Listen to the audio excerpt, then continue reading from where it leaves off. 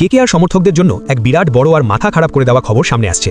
আপনারা কি জানেন কেকেআর যে মুস্তাফিজুর রহমানকে 9 কোটি টাকা দিয়ে কিনেছিল তাকে হয়তো এবার আইপিএলে খেলতেই দেখা যাবে না? হ্যাঁ, একদম ঠিক শুনেছেন। কেকেআরের অন্দরমহল থেকে এমন এক খবর বেরিয়েছে যা শুনে যে কোনো ফ্যানের বুক কেঁপে উঠবে। কেন এমন হচ্ছে? কেন মুস্তাফিজুরকে নিয়ে এত বড় অনিশ্চয়তা? ভিডিওটা একদম শেষ পর্যন্ত দেখুন, কারণ এর মাঝেই লুকিয়ে আছে কেকেআরের আগামী বছরের ভাগ্য। ভিডিওর মেন বিষয়ে যাওয়ার আগে একটা ছোট্ট অনুরোধ করি, আপনি যদি কেকেআরের আসল ফ্যান হন আর কেকেআরকে মন থেকে ভালোবেসে থাকেন তবে এক্ষুনি ভিডিওটাতে একটা লাইক দিয়ে দিন আর কমেন্টে বড় বড় করে আমি কেকেআর লিখে দিন। আপনাদের একটা লাইক আমাদের অনেক উৎসাহ দেয়। আর হ্যাঁ, কেকেআরের সব খবর, সব আপডেট যদি সবার আগে পেতে চান তবে দেরি না করে আমাদের ডেসক্রিপশনে দেওয়া হোয়াটসঅ্যাপ আর টেলিগ্রাম গ্রুপের লিঙ্কে ক্লিক করে এক্ষুনি জয়েন করে যান। ওখানে আমরা সব গোপন খবর সবার আগে শেয়ার করি।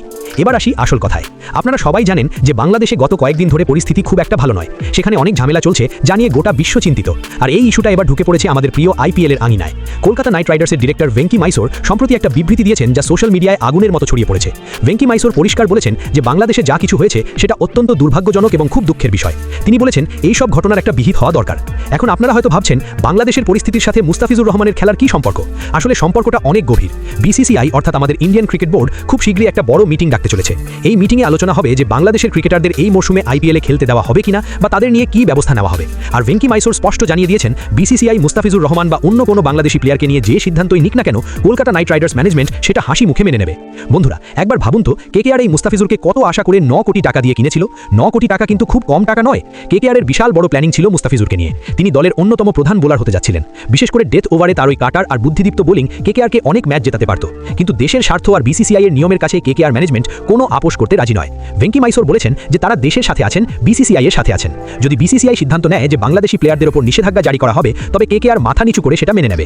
এখানেই শেষ নয়, ভেঙ্কি মাইসোর আরও একটা বড় ইঙ্গিত দিয়েছেন। তিনি বলেছেন যদি মুস্তাফিজুর রহমানকে শেষ পর্যন্ত ব্যান করা হয় বা তিনি যদি খেলতে না পারেন তবে কেকেআর বসে থাকবে না। তারা সাথে সাথে মুস্তাফিজুরের বদলে অন্য কোনো বিদেশি পেসারকে দলে নিয়ে নেবে। অর্থাৎ কেকেআর তাদের ব্যাকআপ প্ল্যান তৈরি রাখছে। মুস্তাফিজুর না থাকলেও কেকেআর যাতে দুর্বল না হয়ে পড়ে তার জন্য তারা এখন থেকেই বিকল্প খুঁজতে শুরু করেছে। যদিও 9 কোটি টাকার একজন মেন বোলারকে হারানোটা দলের জন্য বিরাট বড় ঝটকা, কিন্তু ম্যানেজমেন্ট বলছে তারা জাস্টিস বা ন্যায় বিচার চায়। এখন বড় প্রশ্ন হলো মুস্তাফিজুর যদি না খেলেন তবে কেকেআরের বোলিং লাইনআপের কি হবে? আপনারা জানেন যে কেকেআর সব সময় একটা ব্যালেন্সড টিম বানানোর চেষ্টা করে।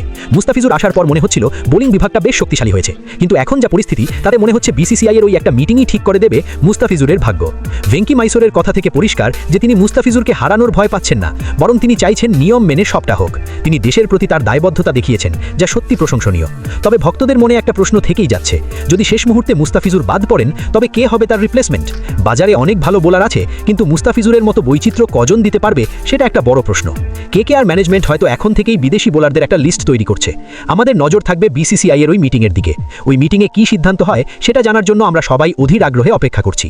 আপনারা কি মনে করেন বাংলাদেশের এখন যা পরিস্থিতি তাতে কি মুস্তাফিজুর রহমানকে আইপিএল থেকে ব্যান করা উচিত, নাকি খেলার সাথে রাজনীতি বা দেশের পরিস্থিতি মেশানো ঠিক নয়?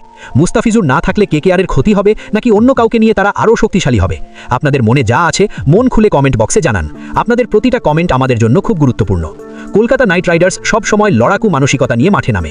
অতীতেও দেখা গেছে অনেক বাধা বিপত্তি এলেও কেকেআর ঘুরে দাঁড়িয়েছে। তাই মুস্তাফিজুর থাকুক বা না থাকুক, বেগুনি সোনালী জার্সিধারীরা যে মাঠ কাঁপাবে তাতে কোনো সন্দেহ নেই। কিন্তু এই 9 কোটি টাকার বাজিটা যদি কেকেআর হেরে যায় তবে সেটা একটা বড় আলোচনার বিষয় হয়ে দাঁড়াবে। ভেঙ্কি মাইসোর যেভাবে শান্ত মাথায় পরিস্থিতি সামলানোর কথা বলেছেন তাতে বোঝা যায় কেকেআর ম্যানেজমেন্ট কতটা প্রফেশনাল। সবশেষে আবারও বলবো, এই খবরের উপর আমাদের কড়া নজর আছে।